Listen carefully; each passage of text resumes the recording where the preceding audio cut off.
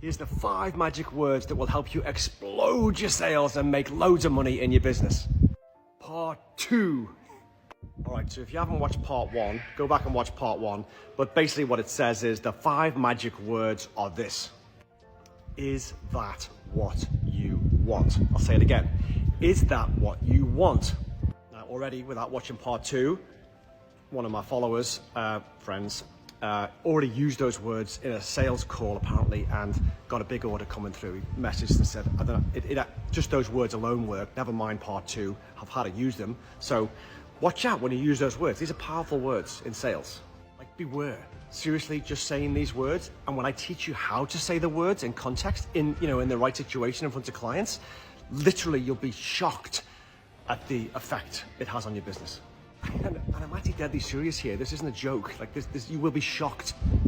Okay, look, I'll just get into that. I'll get to the point, okay? There's a long story to how this all came about, but I'm just gonna give you the technique right now. Now, without the context in the story, it does lose a bit, but I'm gonna try my best to put it across so that you can just take this and use it in your business and life, like after this video, all right? So basically, remember the 5 words are, is that what you want, okay? Write that down.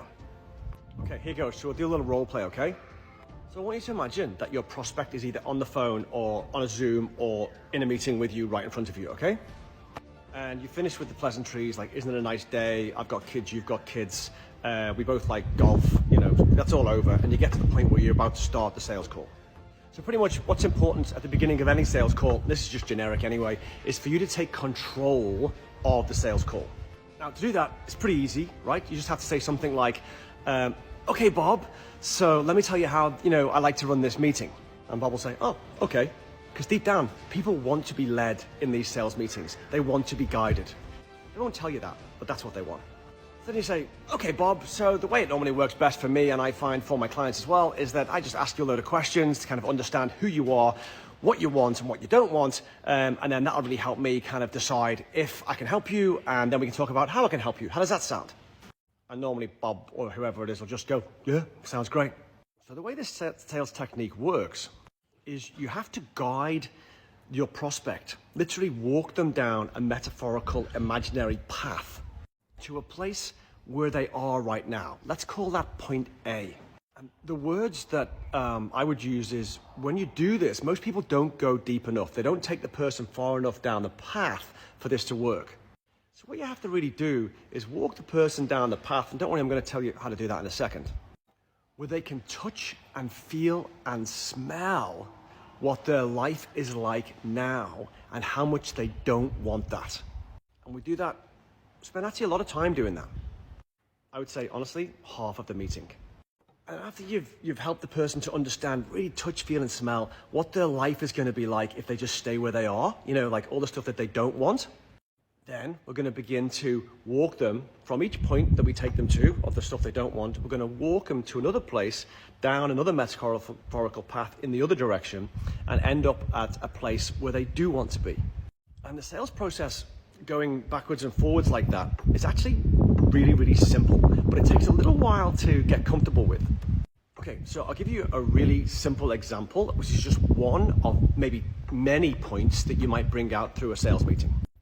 So, for instance, when I'm talking to people about their businesses, normal question is, hey, tell me about your life. What does your life look like now? And let's say the person says, oh yeah, it's pretty happy. I'm married, I've got kids and everything. I'm working long hours in my business. I would pick up on that. And I'd say, oh, you're working long hours in your business. What does that look like? Now, this is a technique called wobbling the jelly. Wobble the jelly. And I learned this technique from a man that I met at a business networking meeting, maybe 2008, called Andy Bounds. Andy has a book called The Jelly Effect, which I bought and read, and then combined his technique with my 1974 technique to create the technique that we're talking about now. Okay, so you can go and buy Andy's book. It's called The Jelly Effect. It's really good. So when the person says, yeah, I'm working really long hours in my business at the moment, I might do this. Oh, that's interesting. Okay, cool. So you're working long hours in your business. Yeah, tell me about that. What I'm doing there is wobbling the jelly. When you wobble a jelly, there's ripples that come out. So what you have to do is then follow the ripples. And he'll say, oh yeah, because there's only really, me and one other guy in the business. It means that pretty much, I have to do all of these things, a lot of stuff in the day, and it just takes a lot of time, So where other people might just move on and go, all right, yeah, what about the next thing? I don't. I wobble the jelly some more. I say, oh, okay, that's interesting. What type of stuff, is taking you all the time? And he'll say, oh, well, in the morning I've got to answer all the emails, and I've got to do all the admin, and then I have to send out the invoices, and that takes a long time. In the afternoon, I've got to do, sales, if I've got time to do sales at all. And then I've got to, update some stuff somewhere else and take something somewhere. There's just lots to do. What I do is I want to help the person really go down that path and understand, touch, feel, and smell what their life is actually like. So I'll say, oh, tell me more about what your typical day looks like. And I'll make them walk through every step of the day.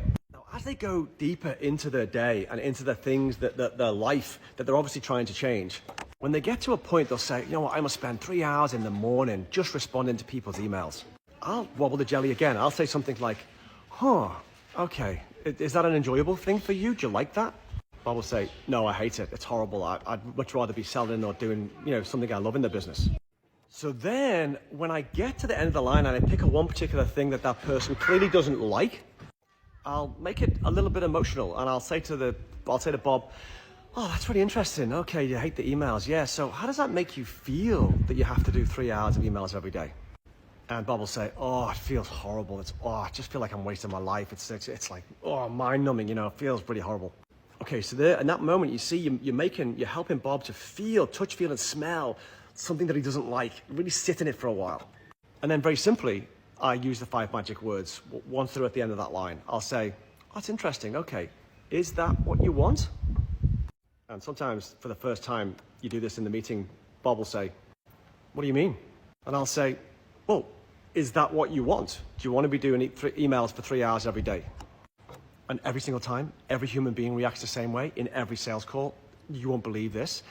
Bob will say, no, that's not what I want. Honestly, you'll message me and go, oh my effing God, this works. I don't know how it works. This is ridiculous. You're some kind of magician, Carl. So then at that point, the natural thing for me to say is, okay, Bob, well, what do you want?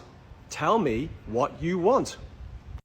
Tell me what you want. 5 words again.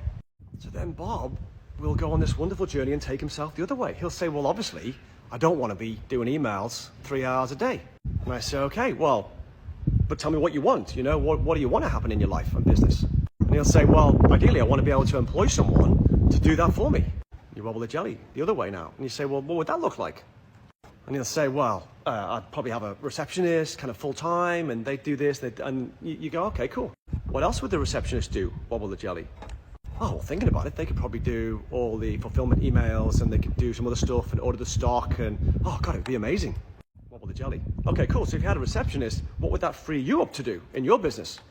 Oh, God, wow, that'd be amazing. Well, I'd just be able to sell more, go and see more clients, and, grow the business. Great. Wobble the jelly some more.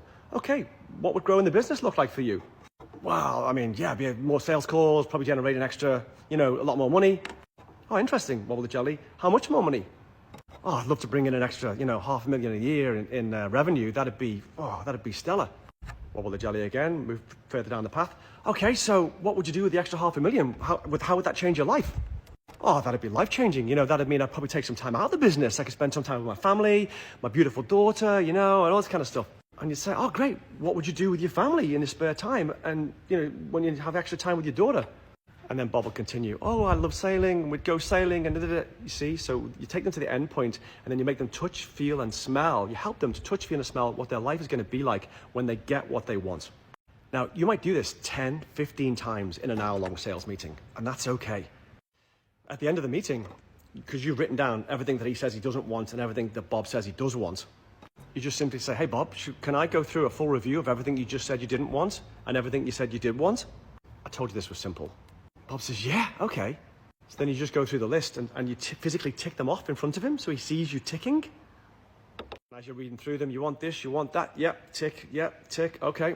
And at the end of the sales call, all you've really done is help your prospect to understand what they don't want and what they do want.